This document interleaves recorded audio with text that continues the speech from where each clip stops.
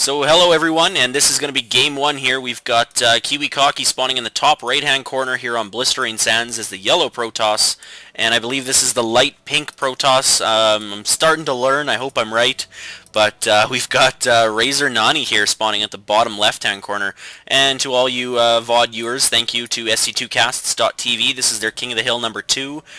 Game 1 between these two players, and of course Kiwikaki is our returning champion. So PvP on Blistering Sands is fairly interesting. I would like to see, although we already are not seeing, but I do like to see Protoss play by walling off this bottom area and then using the backdoor rocks as your main entrance to your base. It gives you a little bit more control over the map and where you want your opponent attacking.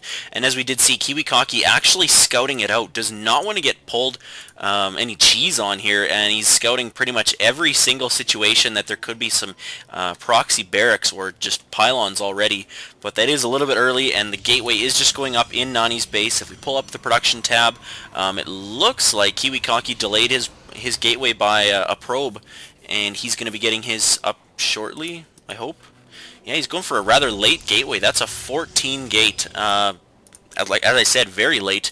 13 gate is the norm, and then of course 14 gas, which Nani seems to be abiding by. But he is also going to be scouting in somewhat of a weird direction. That scout did come kind of early. On this map, most Protoss players will scout with their gateway probe. Looks like Kiwikaki, of course, did scout with his pylon probe, and if he didn't notice, but he could have actually locked this probe in here and attacked it after putting that pylon down, stuck it in there and killed it. But anyways, that probe is going to stay alive. The cybernetics core is going down right on time at 17. Really good timing here by Nani today.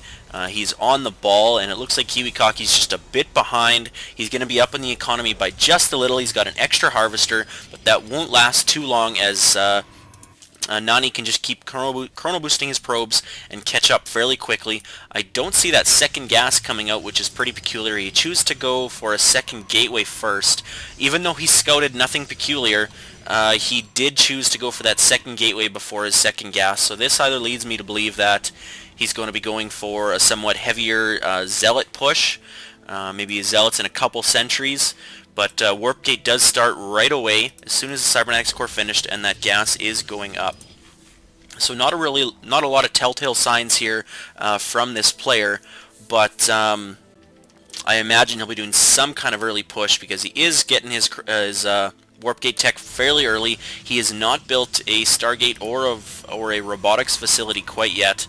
A little bit odd positioning on that pylon, although I don't believe it's going to. No, it's not going to interfere with the probes much. It's a little bit, but it's really not going to make a big enough difference to delay the probes. And Nani's probe is still in Kiwikaki's base, but the Stalker is going to take it out fairly quickly.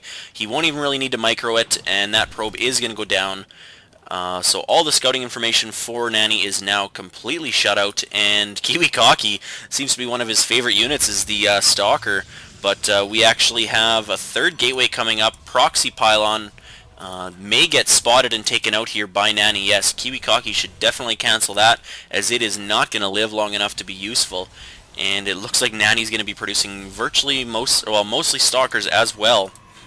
Neither player throwing down a Twilight Council yet, so we won't be seeing a lot of blink. But wow, Kiwikaki's actually going for his fourth gateway already. And he's a little bit supply locked here right now. He cannot produce any more units. A little bit of pressure. The Stalker only took about 3 shots, but that's going to quickly regenerate. And he's going to get back to his base where he will be safe. Nani trying to put a little bit of pressure on.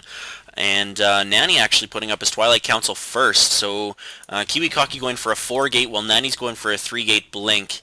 And I would probably imagine we're going to see Kiwikaki throw up his Twilight Council soon. If not, he may try to expand.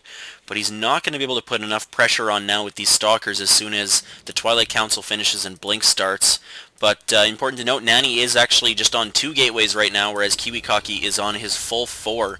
So if he can get a Proxy Pylon up, he's going to be in a real good position. Looking at the Army tab, it's fairly even. Looks like we've got 1 Stalker extra.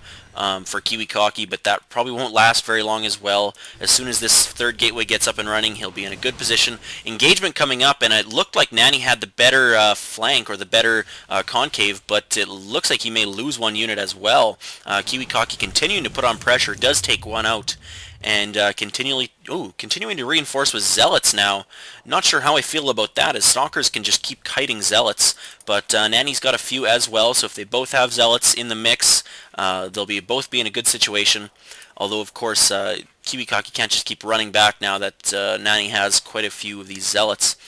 But jumping back to the production tab, we've got, wow, a Dark Shrine. So that Twilight Council wasn't for Blink and it wasn't for Charge. It was for the Twilight Council. And the rocks are going to start to be taken down here outside of Nani's base by Kiwi. And if we look, Robo Facility is on the way, but it's not going to be out in time to produce an observer to be able to see this Dark Shrine. It's almost finished. It's about 80%, and these backdoor rocks are almost finished. So if he gets them down, Nani may be in a little bit of trouble. Kiwikaki's micro with his stalkers is absolutely fantastic. We got to see that last series, and it looks like he is going to push in. He's going to try to take out a stalker and this pylon, but the misfocus caused neither to go down. And 3 Dark Templar do get warped in. Kiwikaki's in a lot of trouble now. The Observer is on the way, but he still does not know about this Dark Shrine.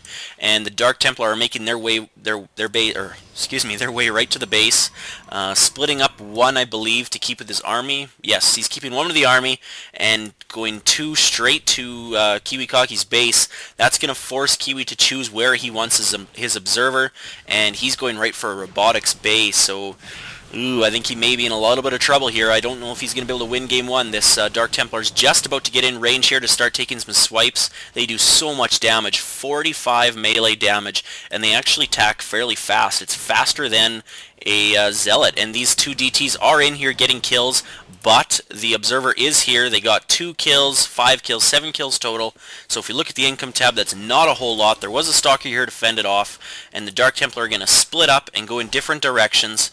And that's going to force Kiwikaki to bring his force back to keep it around the Observer until he can get a second one out. And important to note, he's not getting a second Observer out right now. I only see one, but there is still a DT left in the base trying to take out whatever it can. But no, it's just going to get safely out, and Nani's going to continue to take out... Well, no, he's going to start to take out the backdoor rocks, but then he's just going to quickly retreat.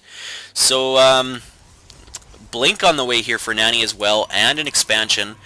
Very good timing on that. The DT's got Kiwikaki on the back foot. He's still really unsure whether there's units in the base or what's going on, but he is just scouring his base, looking for any holes or problems that he might have. But I don't know, he's pushing out this Colossi. He does not have the range upgrade for it yet. Of course, he just cannot afford that quite yet.